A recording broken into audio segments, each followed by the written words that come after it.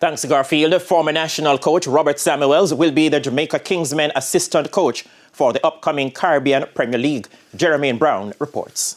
Former Jamaica men's and West Indies women's head coach Robert Samuels will be the assistant to head coach Grant Bradburn of New Zealand for new Caribbean Premier League franchise Jamaica Kingsmen.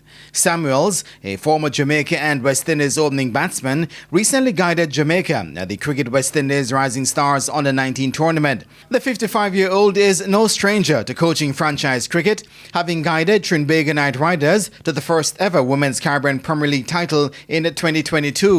Meanwhile, another former Jamaican West Indies batsman, Nkrumah Bonner, will serve as team manager. Bonner also represented the former Jamaican franchise, Jamaica Tallowers.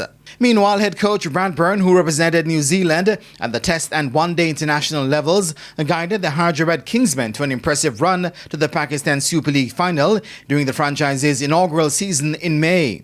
He also served as Pakistan's head coach at the 2023 ICC Men's Cricket World Cup. 60-year-old Bradburn was also head coach of Scotland's national team from 2014 to 2018, guiding them to historic appearances at the 2015 ICC World Cup and the 2016 T20 World Cup.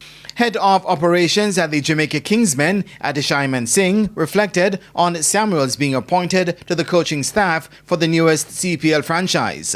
I think that when you look at a Robert Samuels, who is arguably one of the best coaches in Jamaica, who has represented Jamaica at the highest level, who has represented West Indies at the highest level. He knows what it takes to get to that level. And he's someone that we think that can guide people, not just from what it is from an international standpoint, but what it takes to be a Jamaican, a young Jamaican with a dream, and how to achieve that dream. Mansingh also expressed confidence in head coach Bradburn.